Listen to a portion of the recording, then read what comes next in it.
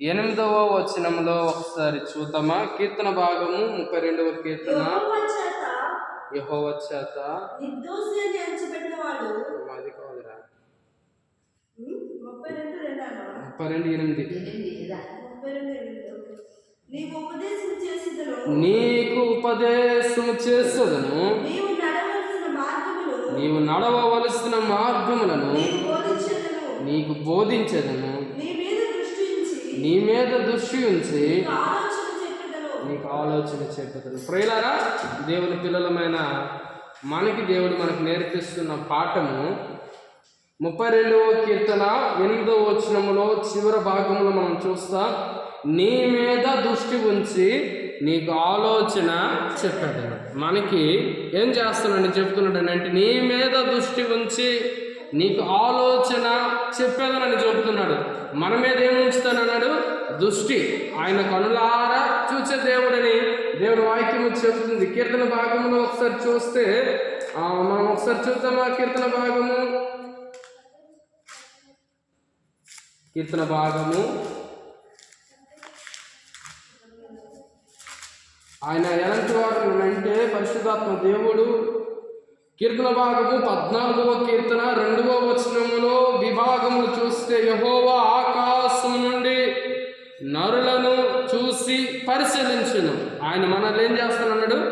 చూచే దేవుడు. నేను చూస్తున్నాను అని దేవుడు వాక్యం చెబుతుంది. కనుక ఆయన ఏమన్నాడు?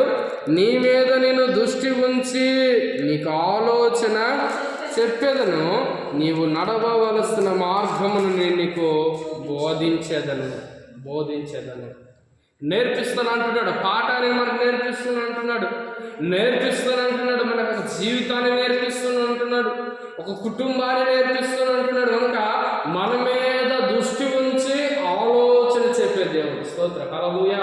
కొన్ని కుటుంబాల్లో ఆలోచన లేక, దృష్టి లేక, అంటే బ్రతకడానికి ఒక ఆలోచన లేక, జ్ఞానం లేక వారు బ్రతకలేకపోతున్నారు.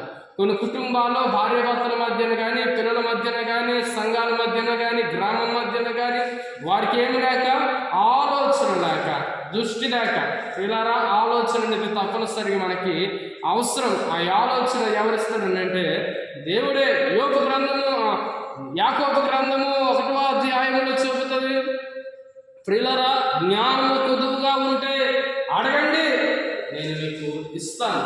ఆయన జ్ఞానం ఇచ్చే దేవుడు. సామెతల గ్రంథం 1వ అధ్యాయంలో చేస్తే ఆయన అంటాడు, జ్ఞానం మీకు ఇచ్చే దేవుడు నిన్ను అని చెబుతున్నాడు. ప్రియులారా, మనకు జ్ఞానం కావాలి. ఎందుకు జ్ఞానం కావాలంటే కుటుంబాన్ని పట్టుకోవడానికి జ్ఞానం కావాలి, జీవితాన్ని పట్టుకోవడానికి జ్ఞానం కావాలి, బ్రతుకులు చక్కదిద్దుకోవడానికి జ్ఞానం కావాలి. కనుక ప్రియులారా, నీ మీద దృష్టి ఉంచి నీకు ఆలోచన చెప్పేది. ఎందుకు ఆలోచన చెప్తాడంటే నీవు నడవవలసిన మార్గాన్ని నాకు నేర్పించడానికి, బోధించడానికి, సరిచేయడానికి.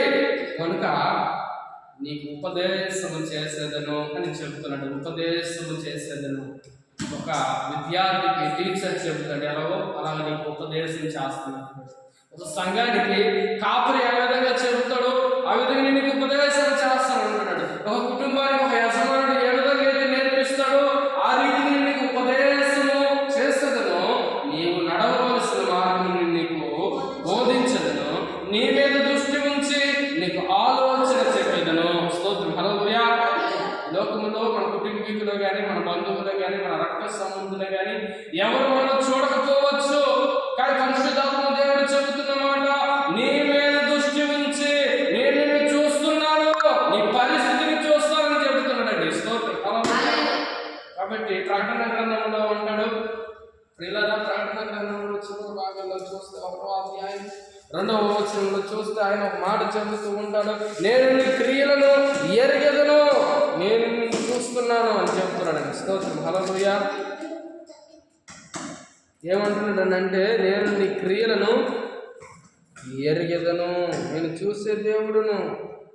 నేను నీ క్రియ అనేది ఆయన తప్పనిసరిగా చూసే దేవుడు అంట.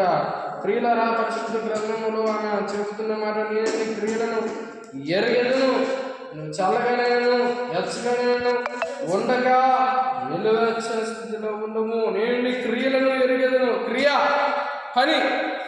ఆయన ఎరిగే దేవుడు కనుక మనం చాలా జాగ్రత్తగా దేవుని సన్నిధిలో మనం బ్రతకాలి, నడవాలి, జీవించాలి. కాబట్టి మన దేవుడు మనకు బుద్ధి చెప్పే దేవుడు, జ్ఞానం ఇచ్చే దేవుడు. నేను నీకు ఉపదేశం చేసేదను, నీవు నడవలసిన మార్గం నీకు బోధించేదను, నీ మీద దృష్టి ఉంచి నీకు ఆలోచన చెప్పారు. ఆలోచన లేకపోతే గ్రామ ప్రజలు, సంఘ పిల్లలు చెడిపోతారంట. కాబట్టి మనకి ఎవరు కావాలి? ఆలోచన చెప్పేవారు కావాలి, జ్ఞానం చెప్పేవారు కావాలి, బుద్ధిని నేర్పేవారు మనకి కావాలి. ఈ 2-3 ఎవరి జీవితాల్లో ఉంటాయో తప్పక తొట్టిల్లక స్థిరమైన బండగా వారు ఉంటారంట. తప్పక తొట్టిల్లక అనేది వాక్యం చెప్తుంది కనుక మనం దేవుని యొక్క బుద్ధి జ్ఞానం కలిగి నేర్చుకుందాం. పరిశుద్ధాత్మ దేవుడి తోడు నడిపించును గాక.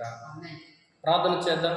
శాశ్వతమైన ప్రేమతో మమ్మల్ని ప్రేమించిన నా గొప్ప దేవుడా, ఈ ఉదయకాల సమయంలో నేను నీకు ఉపదేశం చేసేదని చెప్పిన దేవా, నీ ఉపదేశములు అవి మాకెంతో ఆశ్చర్యమైనవి. నీ ఉపదేశములు మాకెంతో అవి నెమ్మదినిచ్చేవి.